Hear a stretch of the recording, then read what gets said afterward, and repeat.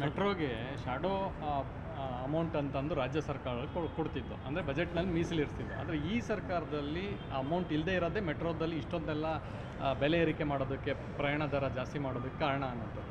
ಅಲ್ಲಿ ಈಗ ಇವರೇನೆಂದರೆ ಅದನ್ನು ಒಪ್ಕೋಬೇಕಲ್ಲ, ನಮಗೆ ಹಣ ಕೊಡೋಕ್ಕಾಗ್ತಿಲ್ಲ, ಅದಕ್ಕೆ ಮೆಟ್ರೋ ದರ ಏರಿಕೆ ಮಾಡ್ತಾಯಿದ್ದೀವಿ, ಒಂದು ಅನಿವಾರ್ಯ ಕ್ರಮ ಅನ್ನೋದರ ಹೇಳಬೇಕಿತ್ತು. ಆದರೆ ಕೇಂದ್ರದ ಮೇಲೆ ಯಾಕೆ ಗುಬ್ಬ ಕೂರಿಸ್ತಿದ್ರಿ? ನಮ್ದು ಅಲ್ವೇ ಎಲ್ಲ ಹೇಳ್ಬೇಕಾದ್ರೆ ಹೇಳ್ತೀರಿ, ಕೇಂದ್ರದ 20%, ನಮ್ದು 80%, ಅದೆಲ್ಲ ನಮ್ಮದೇ ಅಂತ. ಬೆಲೆ ಏರಿಕೆ ಬಂದಾಗ ಕೇಂದ್ರದ್ದೇನೂ ಇಲ್ಲ ಅಲ್ಲ, ಇದು ರಾಜ್ಯದ್ದೇನೂ ಇಲ್ಲ, ಎಲ್ಲ ಕೇಂದ್ರದ್ದು ಒಂದು ಸುಳ್ಳು ಯಾಕೆ ಹೇಳ್ತೀರಿ? ತೇಜಸ್ವಿ ಸೂರ್ಯ ಅವರು ಈ ಸರ್ಕಾರದ ಬಂಡವಾಳವನ್ನು ಬಯಲು ಮಾಡೋದಕ್ಕೆ ಸೂಕ್ತವಾಗಿರೋದನ್ನೇ ಮಾಡಿದ್ದಾರೆ. ಖಾಲಿ ಟ್ರಂಕ್ ಇಟ್ಕೊಂಡು ಹೋಗಿದ್ದಾರೆ, ಖಾಲಿ ಚಂಬು ಹಿಡ್ಕೊಂಡು ಹೋಗ್ಬೇಕಿತ್ತು. ಇದು ಒಂದು ರೀತಿ ಖಾಲಿ ಚೊಂಬಿನ ಸರ್ಕಾರ ಇದು ಸರ್ಕಾರ. ಸರ್, ಇದರ ಜೊತೆಗೆ 4 ನಿಗಮಗಳು BMTC, KSRTC, NEWRC ಈ ಎಲ್ಲದಕ್ಕೂ ಕೂಡ ಶಕ್ತಿ ಯೋಜನೆ ಮೂಲಕ 600 ಕೋಟಿಗೂ ಹೆಚ್ಚು ಜನ ಪ್ರಯಾಣ ಮಾಡಿದ್ದಾರೆ ಮಹಿಳೆಯರು. ಆದರೆ ಇನ್ನೂ ಕೂಡ 2440 ಕೋಟಿ ಬಾಕಿ ಬರಬೇಕಾಗಿದೆ ರಾಜ್ಯ ಸರ್ಕಾರದಿಂದ 4 ನಿಗಮಕ್ಕೆ.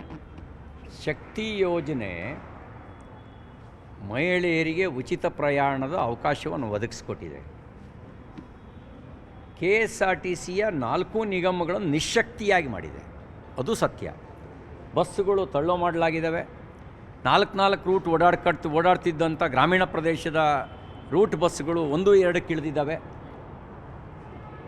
ಸಂಬಳ ಕೊಡೋಕ್ಕೂ ಪರಿತಪಿಸುವಂಥ, ಸಾಲ ಮಾಡಬೇಕಾದಂಥ ಪರಿಸ್ಥಿತಿ ಉಳಿದ 4 ನಿಗಮಗಳಿಗಿದೆ.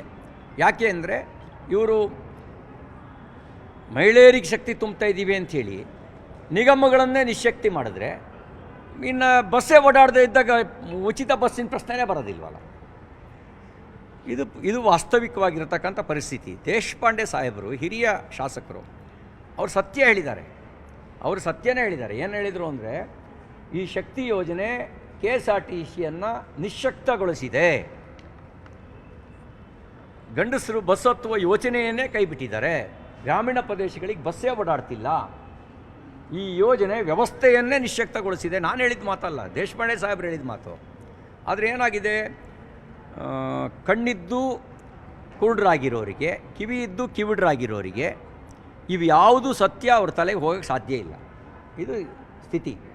ಒಣಜಂಬ ಅಷ್ಟೇ, ಎಲ್ಲ ಹಾಳಾಗೋಗಿದ್ರು ಒಣಜಂಬದ ಮೇಲೆ ರಾಜ್ಯವನ್ನು ಮುಳುಗಿಸ್ತಾ ಇದ್ದಾರೆ.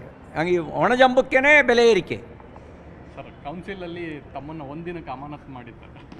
ಸೊ ಅದು ಭಾಳಷ್ಟು ದೊಡ್ಡ ಮಟ್ಟದ ಚರ್ಚೆ ಆಯಿತು. ಮತ್ತು ನಮ್ಮ ಸದನ ಸಾಕಷ್ಟು ವಿಷಯಗಳಿಗೆ ಸಾಕ್ಷಿಯಾಗಿದೆ. ನಾನು ಸಾರ್ವಜನಿಕವಾಗಿ ನಮ್ಮ ಸಭಾಪತಿಗಳ ತೀರ್ಮಾನವನ್ನು, ಪೀಠದ ತೀರ್ಮಾನವನ್ನು ಚರ್ಚಿಸೋದಕ್ಕೆ ಬಯಸೋದಿಲ್ಲ. ಅದರ ಸಾಕ್ಷಿಯಾಗಿದೆ. ಏನು ಅಂತ ಹೇಳಿದ್ರೆ, ರಾಜ್ಯಪಾಲರ ಮೇಲೆ ಅಗೌರವ ತೋರಿಸಿದವ್ರನ್ನ ಅಮಾನತು ಮಾಡಬೇಕು ಅನ್ನೋದು ಸ್ಪಷ್ಟ ನಿಯಮದಲ್ಲಿದ್ದರೂ ಅಮಾನತು ಆಗದೇ ಇರೋದಕ್ಕೆ ನಮ್ಮ ಸದನ ಸಾಕ್ಷಿಯಾಯಿತು. ಯಾವುದೇ ನಿಯಮವನ್ನು ಉಲ್ಲಂಘಿಸದೆ, ಯಾವುದೇ ರೀತಿಯಲ್ಲಿ ನಾನು ಅಸಂವಿಧಾನಿಕ ಪದವನ್ನು ಬಳಕೆ ಮಾಡದೇ ಇದ್ದರೂ ಕೂಡ ಅಮಾನತ್ತು ಶಿಕ್ಷೆಗೆ ಒಳಗಾಗಬೇಕಾಯಿತು. ಬಹುಶಃ ಕಲಿಯುಗದ ಮಹಿಮೆಯ ಒಂದು ಪ್ರಕಟೀಕರಣ ಈ ನಮ್ಮ ಸದನದಲ್ಲೂ ನಾವು ಕಾಣ್ತಾ ಇದ್ದೀವಿ. ಸರ್, ಈಗ BJP ನಾಯಕರು ಒಂದಷ್ಟು ಪಕ್ಷದಿಂದ ದೂರ ಇರುವಂಥ ನಾಯಕರಿಗೆಲ್ಲ ವಾಪಸ್ ಬರ್ತಾ ಇದ್ದಾರೆ. ಈಗ ಅನಂತಕುಮಾರ್ ಹೆಗಡೆ ಅವ್ರನ್ನು ಕೂಡ ಕರೆ ತರಬೇಕು ಅಂತ ಇದೆ. ಇದು ರಾಜ್ಯ ರಾಜಕಾರಣಕ್ಕೆ ಬಲ ತರಬೇಕು ಆಗುತ್ತೋ ಅಥವಾ ನಿಮ್ಮ BJPಗೆ ಬಲ ಆಗುತ್ತೋ?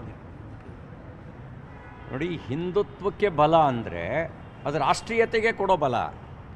ಭಾರತದ ರಾಷ್ಟ್ರೀಯತೆಯ ಮೂಲ ವಿಚಾರ ಏನು?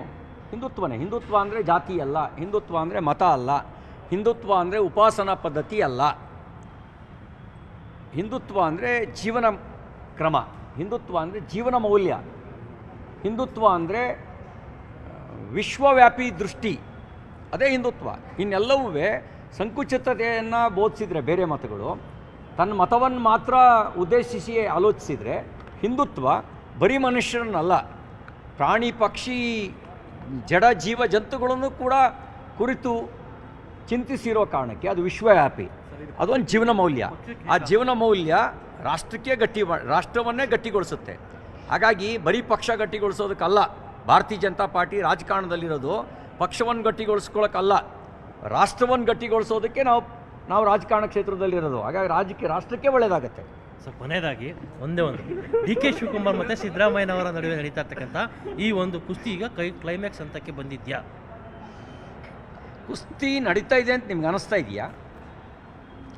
ಬರೀ ಹೇಳಿಕೆಗಳನ್ನು ಉಪಹೇಳಿಕೆಗಳನ್ನು ನೀವು ಕುಸ್ತಿ ಅಂತ ಅಂದ್ಕೊಬಾರ್ದು. ಕುಸ್ತಿ ಅಂದರೆ ಅದಕ್ಕೆ ಅದರದ್ದೇ ಆದ ಒಂದು ವಿಶೇಷವಾದ ಅರ್ಥ ಇದೆ. ಒಮ್ಮೆ ಕುಸ್ತಿ ಹಿಡಿದ್ರೆ ಯಾವನೋ ಬೀಳಬೇಕು, ಯಾರೋ ಬೀಳಬೇಕು. ಇದು ಬೀಳಂಗೂ ಇಲ್ಲ, ಹೇಳಂಗೂ ಇಲ್ಲ. ಇದನ್ನ ಯಾವ ಸೀಮೆ ಕುಸ್ತಿ ಅಂತೀರಿ? ಕುಸ್ತಿಗೆ ಅಪಮಾನ ಮಾಡಬೇಡಿ. ನಿರ್ಭೀತ, ನಿಷ್ಪಕ್ಷಪಾತ, ವಿಶ್ವಾಸಾರ್ಹ ಸುದ್ದಿಗಳಿಗೆ ಮತ್ತೊಂದು ಹೆಸರಾಗಿರೋ ನ್ಯೂಸ್ 18 ಕನ್ನಡ ಈಗ ಆಪ್ನಲ್ಲೂ ಲಭ್ಯ ಇದೆ. ದಯವಿಟ್ಟು ಇಲ್ಲಿರೋ QR ಕೋಡ್ ಅನ್ನು ಸ್ಕ್ಯಾನ್ ಮಾಡಿಕೊಂಡು ಆಪ್ ಡೌನ್ಲೋಡ್ ಮಾಡೋದಕ್ಕೆ ಮರಿಬೇಡಿ. ನಿಮ್ಮ ಬೆಂಬಲ ಹೀಗೆ ಸದಾ ನಮ್ಮೊಂದಿಗಿರಲಿ. ಧನ್ಯವಾದ.